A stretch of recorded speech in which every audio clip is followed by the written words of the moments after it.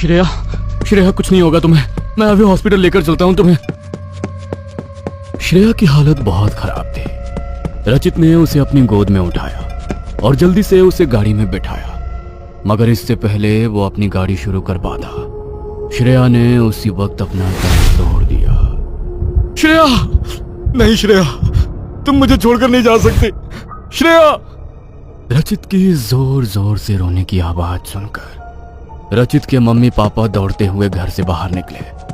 अपनी आंखों के सामने श्रेया का शव देखकर उनके पैरों तले से भी जमीन खिसक गई, क्योंकि एक दिन पहले तक तो श्रेया बिल्कुल हंसती खिलखिलाती थी।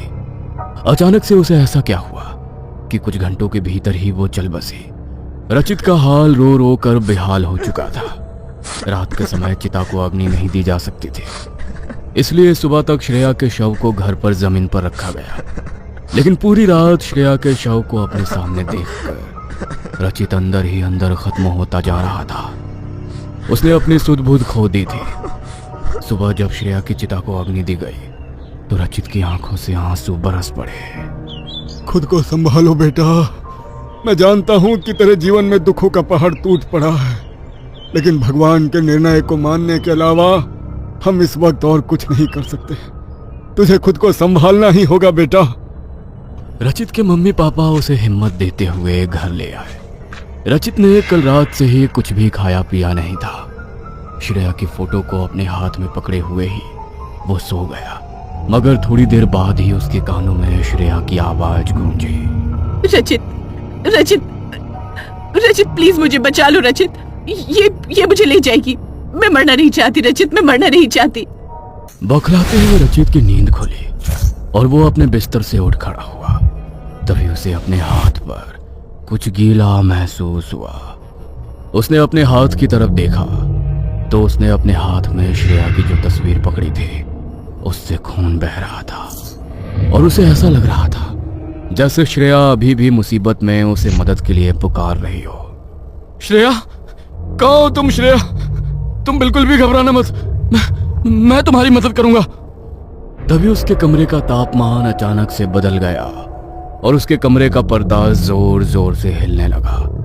उसने पर्दे की तरफ देखा तो अपनी फेवरेट पर्ल व्हाइट साड़ी पहने श्रेया वहां खड़ी थी। उसने रचित को देखकर हल्की सी मुस्कान दी और फिर अचानक उसके चेहरे के भाव गंभीर हो गए और वो कमरे का दरवाजा खोलकर बाहर की तरफ जाने लगी। रचित भी मानो जैसे उसके सम्मोहन में खो गया और उसके पीछे पीछे चलने लगा। श्रेया, श्रेया कहां जा रही हो तुम? प्लीज मुझे छोड़कर मत जाओ श्रेया। चलते चलते श्रेया छत पर पहुंची और उसके साथ साथ रचित भी वहां पहुंच गया, मगर तभी श्रेया वहां से गायब हो और अचानक से रचित का सम्मोहन टूटा और उसे सामने से एक हांडी उड़ती हुई उसकी तरफ आती दिखाई दी, जिसके भीतर धधकती हुई आग जल रही थी। उस जलती हुई हांडी को अपनी तरफ आते देखकर उसके होश उड़ गए। ये क्या है? ये हांडी हवा में कैसे उड़ सकती है और ये मेरे तरफ क्यों आ रही है?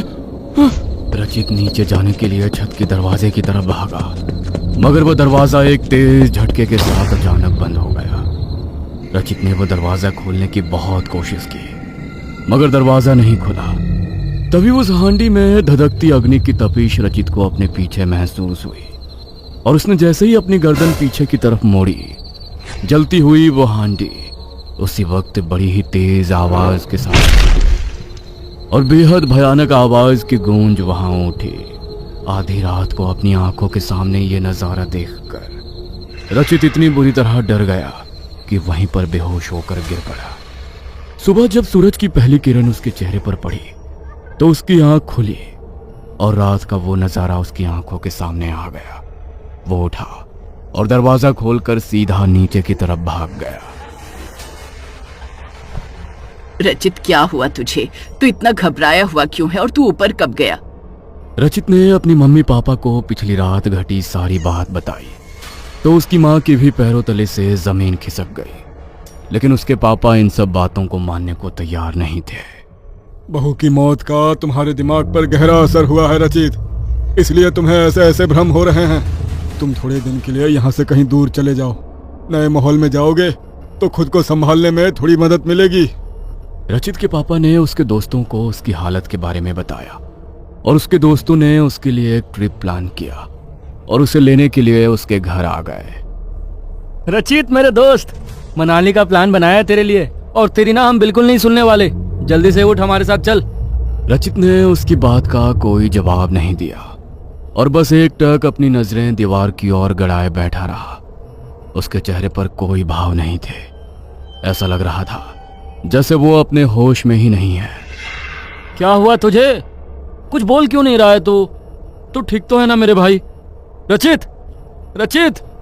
रचित ने घूरते हुए अमन की तरफ देखा और अपनी टेबल पर रखे पानी के जग को अपने सर पर दे मारा। जग का कांच उसके सर में चुभ गया। उसके माथे से खून रिसकर नीचे गिरने लगा। उसकी ऐसी हालत देखकर अमन बुरी तरह घबरा गया। ये क्या कर रहा है तू? पागल हो गया है क्या? अमन के चिल्लाने की आवाज से उसकी मम्मी दौड़ते हुए वहां आई और रचित की हालत देखकर उसकी चीख निकल गई। उन्होंने घर पर डॉक्टर को बुलाया और डॉक्टर ने उसकी ड्रेसिंग करके उसे खाने के लिए कुछ दवाइयां दे दी। देखिए, बीवी की मौत का गहरा सदमा लगा है उन्हें। इस समय उन्हें आप बिल्कुल भी अकेला मत छोड़िएगा, वरना ये फिर से खुद को नुकसान पहुंचा सकते हैं। और ये कुछ दवाइयां हैं, इससे इनका माइंड रिलैक्स होगा और इन्हें नींद आ जाएगी। Thank you doctor. कुछ देर बाद अमन भी अपने घर चला गया।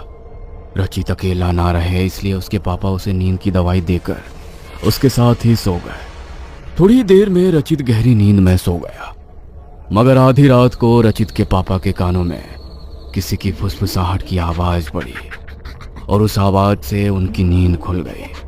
उन्होंने बिस्तर पर देखा तो रचित वहां पर नहीं था।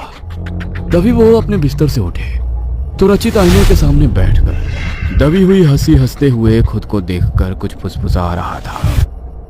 रचित, बेटा रचित, ये क्या कर रहा है तू? मुझे डर लग रहा है बेटा। वापस आ जा, अपने बिस्तर पर आकर सो जा बेटा। आवाज नहीं, अब तेरा बेटा कभी नहीं सोएगा। ना, नहीं सोएगा, लेकिन ऐसी नींद सोएगा जिस नींद से ये कभी नहीं उठेगा। ये क्या बोल रहा है तू? दिमाग खराब हो गया है क्या तेरा? मोहित रचित के पास गया, लेकिन उसी वक्त रचित ने अपना सर सामने आईने में दे मारा और उसके सर पर अनगिनत कांच के टुकड़े चुभ गए। मोहन बुरी तरह डर चुका था। उसने जल्दी से विमला को उठाया और वो दोनों उसे अस्पताल लेकर गए। डॉक्टर ने उसके सर से कांच के टुकड़े निकाले और टाकों से उसकी खाल को वापस जोड़ा गया। देखिए, हम जितना सोच रहे थे ये केस तो उससे कहीं ज्यादा बिगड़ चुका है। आपके बेटे को एक अच्छे मनोविज्ञान की जरूरत है, वरना वो खुद को नुकसान पहुंचाकर खुद को खत्म कर लेगा। हम भी नहीं जानते। अभी हमें इसे यहीं पर एडमिट करके रखना होगा। अभी इन्हें डिस्चार्ज करना बिल्कुल भी सेफ नहीं है। रचित के मम्मी पापा को घर भेज दिया गया। अगली सुबह जब वो हॉस्पिटल उसे देखने आए तो एक रात में रचित का चेहरा ऐसा हो गया जैसे उसके शरीर के भीतर जान ही नहीं बची है। आंखों के नीचे गहरे काले गड्ढे छा गए। शरीर का आधा मांस जैसे एक ही रात में सूख गया। मुझे रचित की हालत सामान्य नहीं लगती जी। मुझे तो मेरे बच्चे के ऊपर कोई ऊपरी चक्कर लगता है। याद है आपको उस दिन रचित क्या कह रहा था? उसने अपनी छत के ऊपर वो हांडी देखी थी और उसी वक्त वो बहुत तेज आवाज के साथ फट गई थी। लगता है हमारे रचित के साथ कोई क्रिया की गई है, और सिर्फ रचित के साथ ही नहीं, मुझे तो बहू की मौत भी सामान्य नहीं लगती। जरूर किसी ने हमारे हंसते खेलते परिवार पर अपनी गंदी नजर डाली है, वरना हमारे घर में सब कुछ बिल्कुल ठीक था। विमला की ये बातें उस रूम में रचित की ड्रेसिंग कर रही नर्स भी सुन रही थी। तभी वो उनके पास आई। पता नहीं मुझे आपके निजी मामले में दखल देना चाहिए या नहीं, लेकिन आपके बेटे की हालत सामान्य नहीं है। मैं 10 साल से इस हॉस्पिटल में जॉब कर रही हूँ। बीमार से बीमार, गंभीर बीमारियों वाले पेशेंट्स का इलाज होते देखा है मैंने। यहाँ पर कई लोग चाहे कितना भी बीमार हो, किसी पेशेंट की हालत एक रात में ऐसी नहीं हो सकती। ये केस डॉक्टर के हाथों में नहीं है। आप किसी ओझा या तांत्रिक से अपने बेटे के बारे में बात कीजिए। अब शायद वही आपकी इसमें कुछ मदद कर सकते हैं। जब नर्स ने भी उन्हें ये बात कही तो रचित के पापा का भी दिमाग घूम गया। वो विमला को लेकर अपने एक पुराने दोस्त के घर गए, जिसकी पत्नी माँ कालिका की सेविका थी। और ऐसी मुश्किल में फंसे लोगों की मदद करती थी। अब तो आप ही हमारी मदद कर सकती हैं। पहले हमारी बहू मारी गई और जब से उसकी मौत हुई है तब से ही मेरे बेटे के साथ ये सब हादसे हो रहे हैं। अपने बेटे की फोटो दिखाइए मुझे। माता रानी के चरणों में उसकी तस्वीर को रखकर पता लगाने की कोशिश करती हूँ मैं। मोहन ने अपने फोन में उन्हें रचित की तस्वीर निकाल कर दी और माया ने उसे माता रानी के चरणों में रखकर मां के सामने सर झुकाते हुए अपनी आंखों को बंद करके कुछ मंत्रों का उच्चारण करना शुरू किया। लगभग 15 मिनट तक ध्यान लगाने के बाद उन्होंने अपनी आंखें खोली। उनका पूरा चेहरा पसीने से भीग चुका था। उन्हें देखकर ऐसा लग रहा था जैसे उन्हें रचित से जुड़ी बहुत भयानक बात पता चली हो। क्या हुआ? आपके भाव मुझे कुछ ठीक नहीं लग रहे। सच सच बताइए, क्या बात है? मेरा बेटा ठीक तो हो जाएगा ना? बोलिए ना, आखिर ऐसा क्या हुआ है मेरे बच्चे को? मारण क्रिया? किसी ने मारण क्रिया की है तुम्हारे बेटे पर? किसी बहुत ही सिद्ध तांत्रिक का क्या काम है ये? मैं अगर इसकी काट करना भी चाहूं तो उस तांत्रिक की सिद्धियों की शक्ति मुझे उस क्रिया को काटने नहीं देगी। और अगर उस क्रिया की काट में जरा सी भी ऊंच नीच हो गई तो हम सबकी जान भी खतरे में पड़ जाएगी। तो क्या निवारण है फिर इसका? हम आपके पास बहुत आस लेकर आए थे। क्या आप हमारे बच्चे को बचाने में हमारी कोई मदद नहीं कर सकती? देखिए, मैं मारण क्रिया को काट तो नहीं पाऊंगी, लेकिन माता रानी के आशीर्वाद से उस इंसान का पता लगाने की कोशिश जरूर कर सकती हूँ जिसने आपके बेटे के साथ ऐसा किया है, क्योंकि उस तांत्रिक के अलावा पूरी दुनिया में आपके बेटे के ऊपर की गई मारण क्रिया की काट कोई और नहीं कर सकता। माया ने माता रानी के चरणों में सिंदूर अर्पण किया और अपनी आंखें बंद करके वो मंत्रों का जाप करती रही। उस तांत्रिक के बारे में पता लगाना इतना आसान नहीं था। पूरे 2.5 घंटे तक ध्यान में मंत्र पढ़ने के बाद माया ने अपनी आंखें खोली और एक कागज पर कुछ लिखने लगी। उसने माता रानी के सामने हाथ जोड़े और वो कागज विमला के हाथ में थमा दिया। माता रानी की कृपा थी जो उस तांत्रिक का पता चल गया मुझे, वरना उसने हर चीज पर बंधन लगाया हुआ था। इसके पास जाकर आप इससे विनती करो, शायद ये उस क्रिया को वापस ले ले।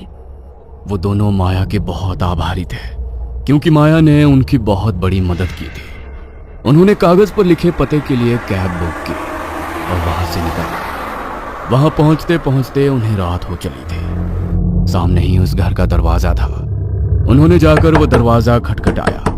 2-3 बार दरवाजा खटखटाने के बाद एक लंबी काली दाढ़ी वाले आदमी ने दरवाजा खोला। उसने एक काली धोती पहनी थी और शरीर पर एक काला कपड़ा लपेटा हुआ था। माथे पर बड़ा सा तिलक लगा है। वो सचमुच बहुत सिद्ध तांत्रिक प्रतीक हो रहा था। मगर इससे पहले कि वो दोनों उसे कुछ भी कहते, वो सामने से बोला, अगर अपने लड़के की जिंदगी की भीख मांगने आए हो यहाँ पर तो कोई मदद नहीं मिलेगी तुम्हें। उसके साथ वही हो रहा है जो होना चाहिए था, और अभी तो उसके शरीर का मांस बस सूखना शुरू हुआ है। धीरे धीरे वो हड्डियों का ढांचा बन जाएगा, ना कुछ खा पाएगा, ना रातों को सो पाएगा। दवाइयां उस पर असर करना बंद कर देंगी। इतनी पीड़ा मिलेगी उसे कि चीख चीख कर रोते हुए खुद अपनी मौत मांगेगा वो। नहीं पापा, ऐसा मत कहिए। आप क्यों मेरे बेटे के साथ ये सब कर रहे हैं? आखिर क्या बिगाड़ा है उसने आपका? मेरा नहीं, लेकिन किसी का बहुत कुछ बिगाड़ा है उसने। और तेरे बेटे का मारण क्रिया करके उस आदमी की मदद की है बस मैंने। कौन आदमी? आखिर किसके कहने पर किया है तुमने ये सब? ये तो तुम लोगों को कभी पता नहीं चलेगा। हाँ, चाहो तो अपने बेटे से जाकर पूछ लो किसका क्या बिगाड़ा है उसने। उसने बता दिया तो सब कुछ तुम्हें खुद ही पता चल जाएगा। तांत्रिक ने अपने घर का दरवाजा बंद कर दिया। उन लोगों ने लाख कोशिश की, मगर तांत्रिक ने उनकी कोई बात नहीं सुनी। उन्होंने हर फकीर, तांत्रिक, ओझा के चक्कर काटे, लेकिन रचित पर हुई मारण क्रिया की काट कोई ना कर सका। 1 महीने तक रचित ने मौत से भी बदतर जिंदगी जी।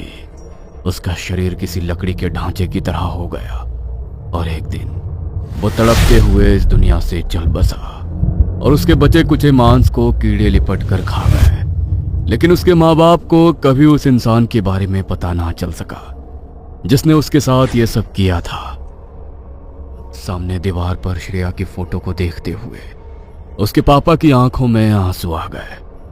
अपनी बेटी के जाने का गम वो अभी तक भूल नहीं पाए थे, मगर तभी आंसुओं से भरी आंखों के साथ उनके चेहरे पर एक संतुष्टि की मुस्कुराहट छा गई। काश तू जिंदा होती मेरी बच्ची। मैंने तेरी मौत का बदला तो ले लिया, लेकिन तेरे जाने का गम कभी नहीं जाएगा मेरे दिल से। तुझे छोड़कर किसी और से शादी करना चाहता था ना वो? तेरी जिंदगी नर्क कर दी थी उसने। अरे छोड़ देती उसे। गलत इंसान से प्यार कर लिया तूने, बहुत गलत। काश तूने मुझे उस रात वो आखिरी मैसेज करने से पहले सब कुछ बता दिया होता, तो मैं कभी तुझे ऐसे कदम नहीं उठाने देता मेरी बच्ची। खुद के साथ अन्याय किया तूने, लेकिन उस जल्लाद को मैंने खत्म कर डाला। अब तुझे मुक्ति मिल जाएगी मेरी बच्ची, अब तुझे मुक्ति मिल जाएगी।